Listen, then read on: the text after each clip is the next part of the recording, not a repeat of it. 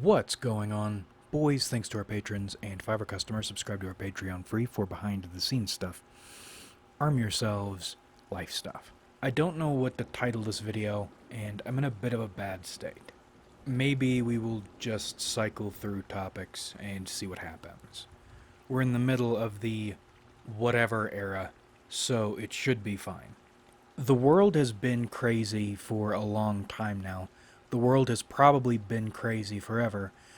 But if we think of this like tides going in and out, right now it feels like a tsunami of crazy is happening. And what I mean by this is normally when you say something like you feel like you don't have a place in this world, you mean there is no constructed or natural or traditional place for someone like you to be in life, among other people. But now it's feeling like the water is rising and it's up to your knees. It's no longer a matter of finding some secluded corner to hide in. It's no longer even fighting to make a place for yourself, which even not that long ago that was a fruitless endeavor because you never really have a place. If you fight and quotes make a place for yourself, someone else still owns it, and it can be taken from you so easily. Because this is another thing. People themselves are the enemy. And now it's ramping up even more. People are getting hostile to everyone. If you aren't affiliated with some gang, you're going to be destroyed. There's no go along and get along. There's not even, that's the other thing, there's not even blending in now. Because I don't know if this is the case for other people, but at least in my experience, it's not enough to try to blend in and try to go along. Now, people are looking for a fight with anybody who seems like they're an easy target or an enemy. And everyone is looking for an enemy right now. There's nowhere to hide in no man's land. And the gangs, these ideological gangs or these social dumb shit fucking gangs, they're even more nuts than usual. And they're everywhere. You are suffocated with shitty people and their ideas about things and their need to impose on you. You can't fight, you can't hide, you can't join. And sometimes when you're feeling optimistic, you'll try believing in something, but that never goes well. And the only true answer, the only correct answer, is to hate everyone and everything. And as people rapidly get more nuts, there's not even space to experiment with positivity, with trust, or with believing in anything. Now, this is going to be a bumpy segue. The reason I'm so attracted to classical original fascism is it's so simple and fluid, but the core is simple, the core is solid. It is belief in something, the national concept, but it is not people you believe in. Instead of your believing in people, bad idea, it is people's believing in this thing that is outside of them. National concept, that's the land, the ecosystem, or clear problem solving localized to your nation, maybe even to your immediate area. However you need to problem solve. Whatever it is you need to do. I love the fluidity of it. It's like an anti-ideology ideology. But specifically, I like it because it's smaller scale, it's national scale, not global scale, not eternity scale. And also, it is outside people. That's the key thing. Because where are we right now? We don't have national concepts. We don't even have ideologies anymore in the traditional sense. What we have is a global concept, and the global concept is this dog shit consensus thing, which is, this is weird. there are levels to this. You get past the idea that this is just the internet, this is just social media. You get to the level this is a Geiger consensus. This is a global concept structured after something like a democracy in which people vote in blocks with their opinions on what everybody should think. But then you go up another level. Oh, and this is another thing. It's on that lower level. It works so well because it's framed as if it is fueling individualism, powered by individualism, encourages individualism. But it doesn't. It's a consensus. Once a consensus is established, you are encouraged to be part of that consensus. And you don't have a choice not to be, because the entire world is online now, which is a weird thing to think. Everything we do in real life, that's the bullshit. Everything we do in real life fuels the lives we live online. We are most ourselves. I'm most myself making a video like this. You're most yourself watching a video like this, even though I am a video watcher too. The world that is most important to us is socially totalitarian, which is funny because everybody acts like they are opposing physical totalitarianism, but we live in a socially totalitarian mental space, and we live in a physically totalitarian space. But then you get up to that next level. The exact thing people act like they are fighting, the totalitarianism, the big companies and the CEOs, and these dictators and all this, they aren't fighting them. One of the beautiful things about populism and about democracy, which even Mussolini commented on, to him, populism and democracy felt unfair because of how manipulatable they are. People think because they are raised to believe they have a say and that they are inherently important, that their say is, or that their say matters in some way, or that it qualifies as something that can push the needle of control in any direction. And most importantly, they think it's their say. They think they have arrived at these conclusions. And you don't arrive at these conclusions. You are led to most of the conclusions you draw. That's what makes them powerful. Didn't Metal Gear Solid 2 talk about this, or was that Metal Gear Solid 4? One of those games, or one of those pieces of media. The system is so effective because you believe you matter and you are in control, because you think you're the one pulling the trigger when in fact you have been led to pull the trigger. And who do you think is doing the leading? Is it the people who are walking on this astroturf? Or is it the people who control the astroturf on which you walk? Who happen to be the very people you believe you're fighting, by the way. And this is what I mean by people themselves are the enemy. People are a controlled stampede.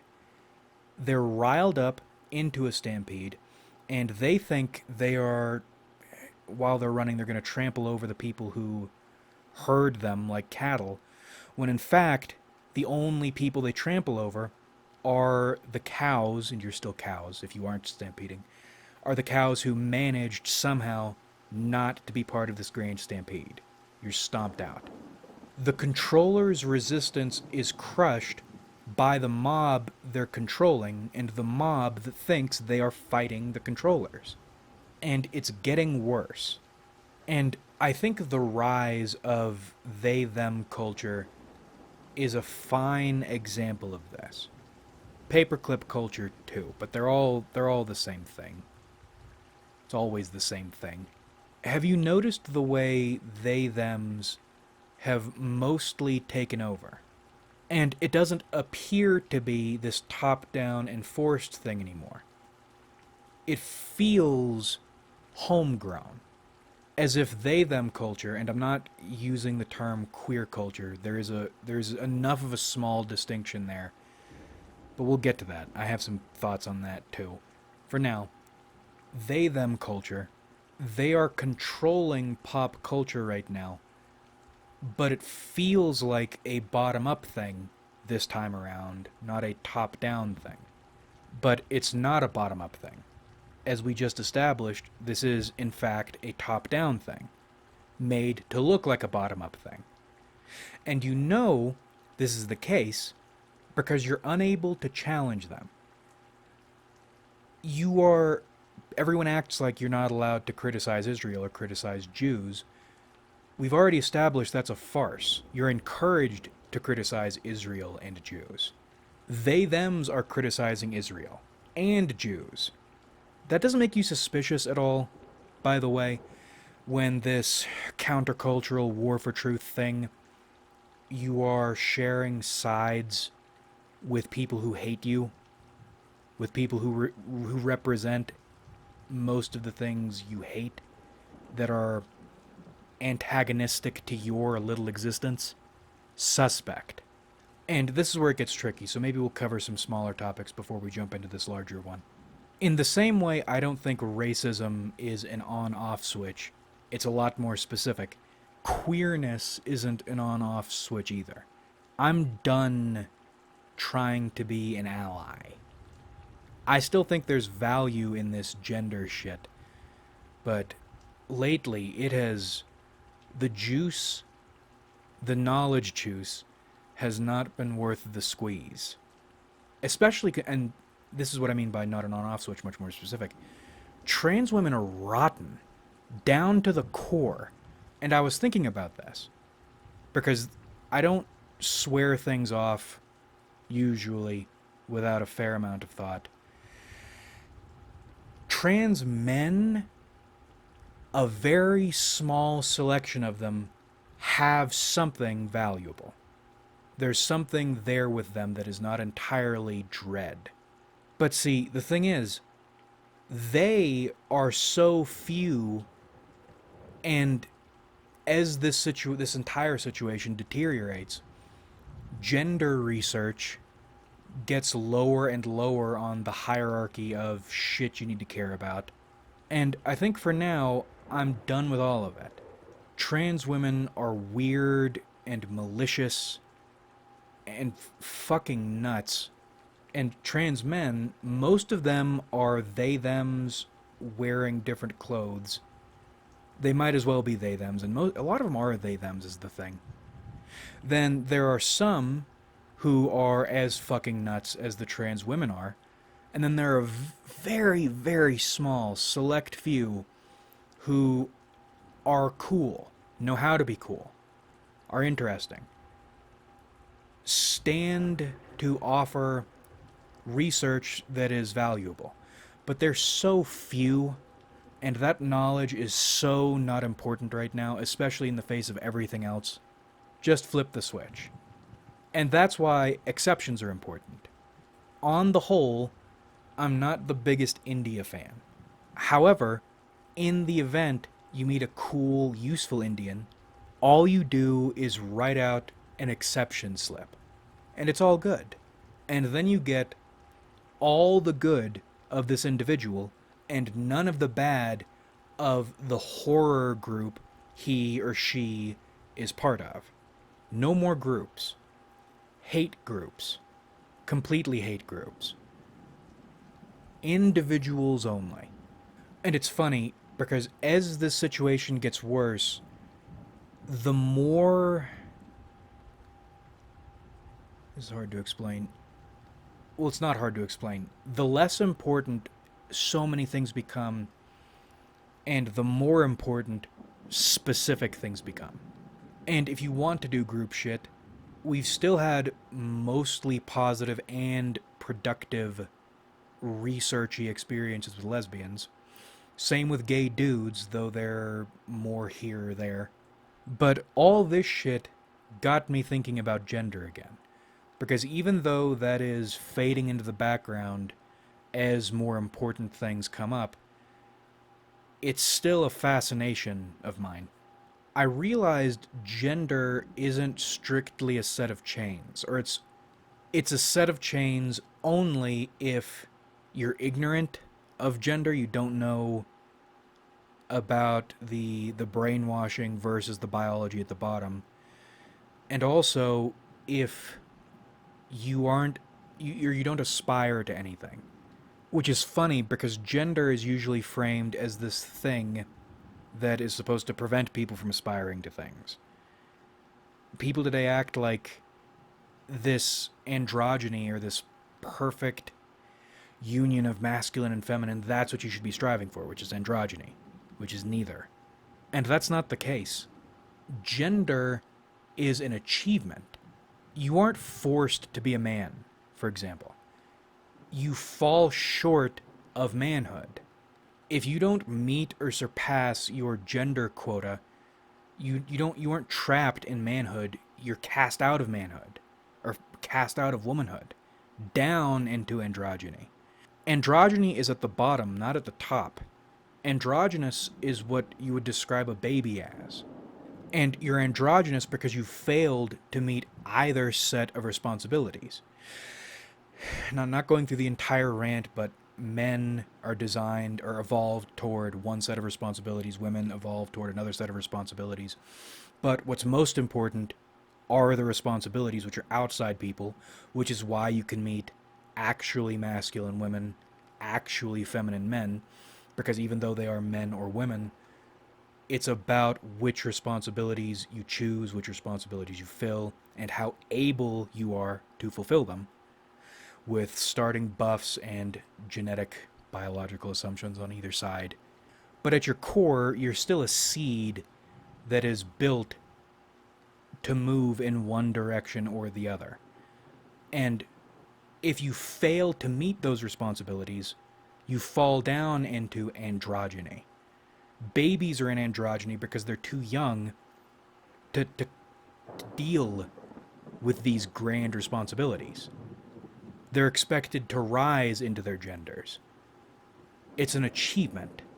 And becoming a man or becoming a woman are achievements that they're very easy to fall short of. Like the Fight Club, I'm a 30-year-old boy. I'm far from the man I want to be, but I'm thankful I am a man in the gender achievement sense. I might be a shitty man, a low-level man, but I am contending with the responsibilities I'm supposed to be contending with. And this has been a long segue, and the road has been bumpy as shit. I think the mob is trying to keep you from achieving your gender, or even a gender. They want you to be androgynous. They want you to be like babies. Because what do grown babies do? Lack of gender, so no major responsibilities in your life. Not even the desire to aspire to your responsibilities, to any responsibilities. Peter Pan ass. You do whatever, you think whatever, probably according to some consensus, and then you die having lived an unfulfilled life. Because what I'm finding, and I don't really have notes on this, we're finding our way as we go here. I've found the strife you overcome in service of your responsibilities is where fulfillment comes from. Now, because I'm a low-level man, I haven't had great experience with that. I haven't been able to sup at that fountain, or sip at that fountain, whatever it is, very much. But the most fulfilling moments in my life came from fighting on behalf of dealing with or protecting one of these responsibilities. A responsibility isn't a chain, it's a gift. And I think a lot of that comes from living up to your sex and gender as much as you can. And I've been thinking about this for a while. I don't know if I'm prepared to take this pill, but I'm pretty confident this pill is prepared for me to take. It's here, this is real, it's not a matter of whether it's true or not, it's a matter of whether or not you're ready to accept that it's true. Your role as the man is to be the one in front. Because I was thinking about this too. Is it. Because I believe in this one will shit, but it's not really one will shit. There are two wills in love. But it looks like one will shit because, for all intents and purposes, it's your ass if something goes wrong, if you're a man. Your job is to keep your hands on the wheel and to pay the ticket if you get pulled over. A woman's job is to help keep you in fighting condition, physically and mentally, whatever that fighting condition is. The condition is to be the one whose ass is on the line. Knowing you're the one who will get shot, a woman's job is to maintain a life that is worth getting shot in defense of. And this all feels like some prodigal son shit. Maybe we should be grateful for this panic and this terror that has enveloped the world, because things wouldn't feel so clear. Oh man, it's almost, oh fuck, it's almost like people are right about things. If you're too safe, if you have too much time on your hands, if you have no responsibilities, life, you have a lot more freedom. You have a lot more freedom, quotes, but you don't feel very free. Nothing feels worthwhile. Shit accumulates in your life. I think you're living your best life when your freedom is organically restricted. I'll never vouch for totalitarianism of any kind unless I'm the one in control of it. But the totalitarianism of existence might be a good thing sometimes. Kirkbride, haven't thought about him in a while. Maybe Boethia was right all along. Maybe Lorcan was right, and maybe Boethia is right. But see, Boethia, man. Well, exceptions. It's all tricky shit. Limitation gives you freedom. When you are so free, when you are so unchallenged, unrestricted, your life is formless, then you can't be surprised when your life is actually formless, aimless, driftless, like dust in the wind. But the fact that this is even a revelation that needs to be made, maybe it's good for the Sijic endeavor in the end, but the fact that this has to be a revelation. But when you think about it, you started here, growing up in a certain environment, and then you go through all this other shit, experimenting, thinking, and experiencing, and you arrive back at this conclusion, the same conclusion you started with, except now with a fuller understanding. But the fact that you have to do this is kind of shocking. And we're dealing with all these women today. This is the other pill. I feel like I've been taking this pill in micro doses over the last 10 years. Maybe we're at the cusp of ingesting it fully. All these women talking about egalitarianism and equality and women taking on masculine roles with, and I'm mocking here, but with actual exception to high-level lesbians. They are the greatest of all time. But with them, unless they achieve... achieve. Did I say achieve or did I say achieve? Unless they achieve the gender that they need to make their relationships work, they're exactly the same. The aversion to taking responsibility for anything. The aversion to being held accountable for anything. Even women who talk about wanting equality don't want equality. It would be common for women to take responsibility for their actions if any of the shit any of them have been talking about for so long now were the case. And it's always been an illusion. That's what I'm talking about with this they-them shit. This is not new. It's the newest version of it. The fact that any of this has to be a revelation. See, the thing about consensus, and this is why I've especially when you're dealing with Indians en masse. You want to learn not to engage with people verbally, deal with Indians. The biggest issue with living inside consensus, and you do live inside consensus, this is a giant bubble that's expanded. It's expanded fast. It's expanded so fast, I don't think people realize. I think it's gotten so big so fast that people don't realize that we are, in fact, in a bubble. The issue with consensus is if you try to go against consensus while still inside consensus, you are arguing from a position you assume to be incorrect. Because you believe you have to prove your point to the mob's satisfaction. But the thing about the mob, the thing about living in a bubble like this, is if it goes against consensus, nothing will prove it to their satisfaction. Even if you follow their rules, you live inside a thought system in which your train of thought lost a long time ago. Now, it might not have lost in reality, but as long as you're living within this bubble, you are incapable of dealing with the truth because you're operating within this bubble from the assumption you are wrong and can never be right.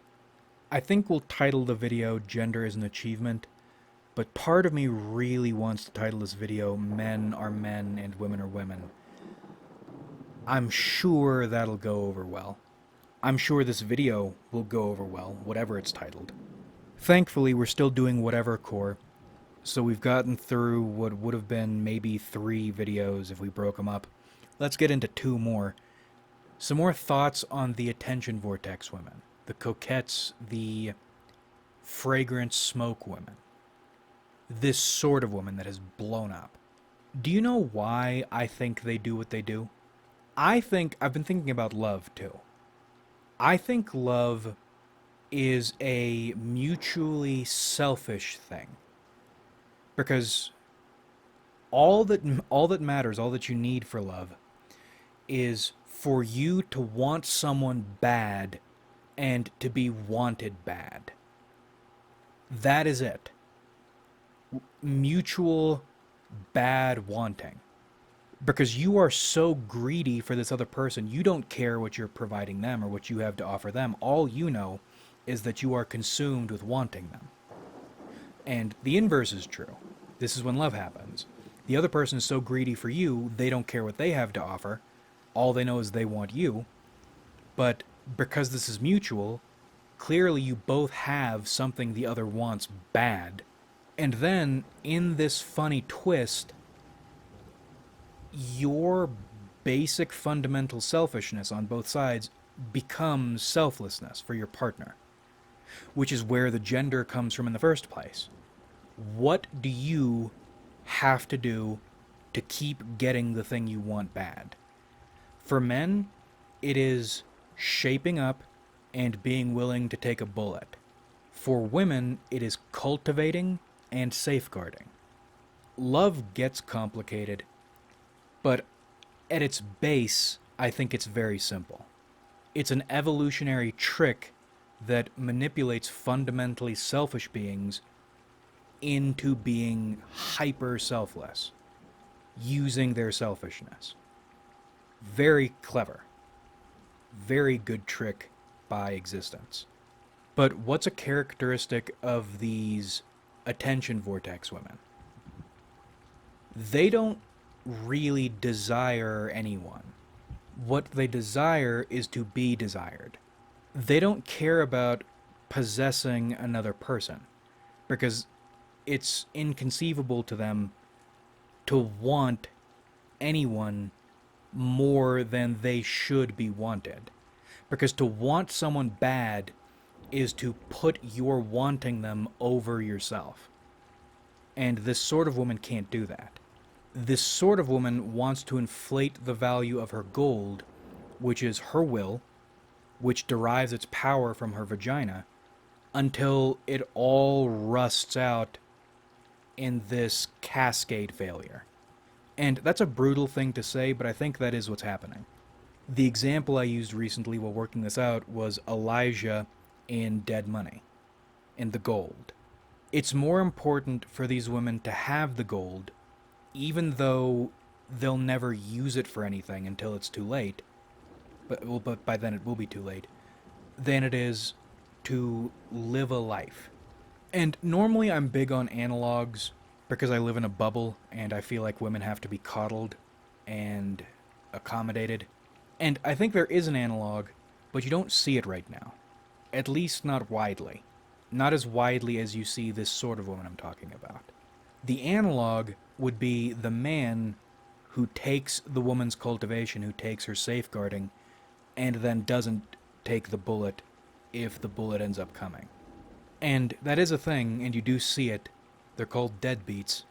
But within this bubble, within this time, we are in a primarily coquette environment, not a deadbeat environment.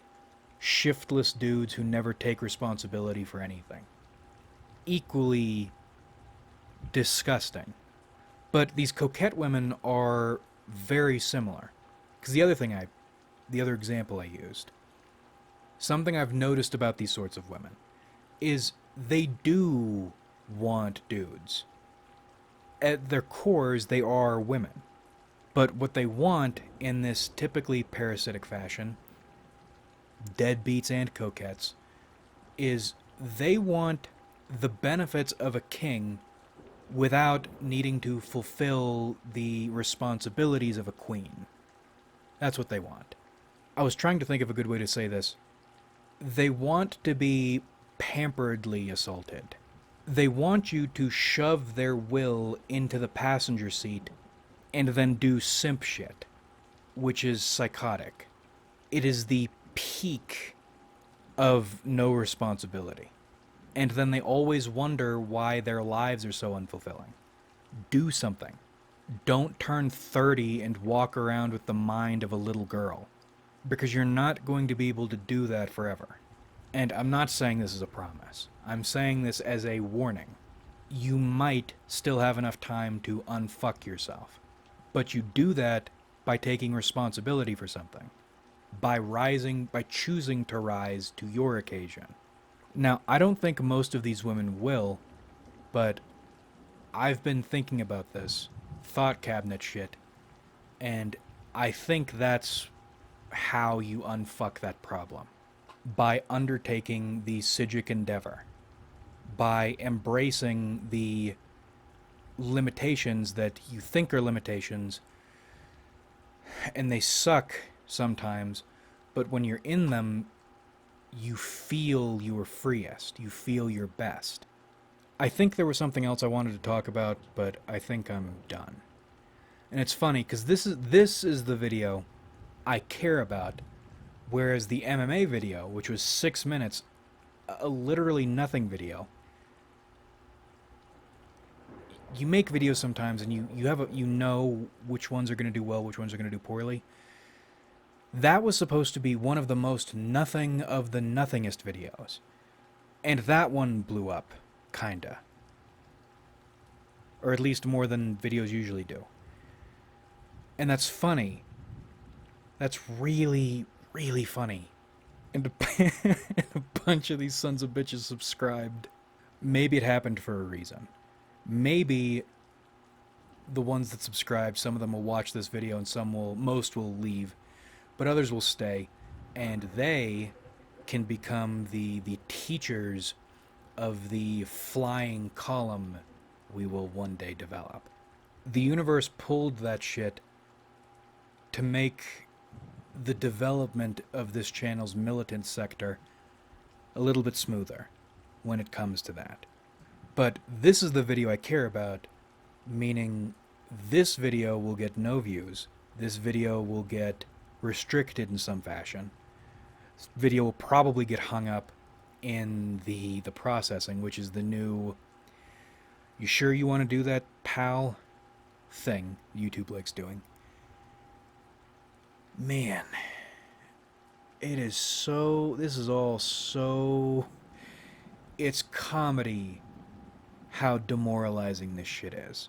How much time have you wasted trying to get along with people?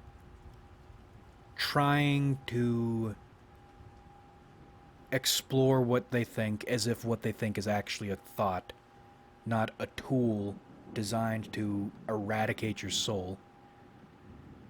How different would your life be if you just stuck with what you knew worked initially? You didn't try to understand people or any of this shit. Why did you have to scatter the laser if all you're going to do in the end is refocus it? How much time did you waste? God damn, dude. I think about this. Some people talk about going all the way back and reliving their entire life with what they've learned. No bullshit. If you could send me back 7 years with what I know right now, I've learned so much. I've become. I've crossed the barrier into manhood. Did I say months earlier? I meant years if I said months. Within these last 7 years. Well, the manhood thing, that's more of a last 3 or 4 years thing. Still not the man I want to be, but I consider myself an actual man now, even if I'm on the lower level. And, God, I would just. So much time would be not wasted. And I don't know why life works. Actually, I did a tarot spread on something a lot like this recently. Funny how that works. It feels like in almost every situation, you finally work out the answer to something, to a problem, past the point the answer would be useful to you. And then you try to share the answer you found with other people, and it's a good answer because you built it piece by piece. You didn't take it from some dickhead on YouTube or some other piece of media, some brainwash shit, telling you what to think, weakening you. You built this yourself. You know it to work because you've seen it work. And then it just dies. It never gets adopted. It never gets used. Maybe you were wrong about it to begin with, but you feel like you aren't because you built it. You built it. And then we're just.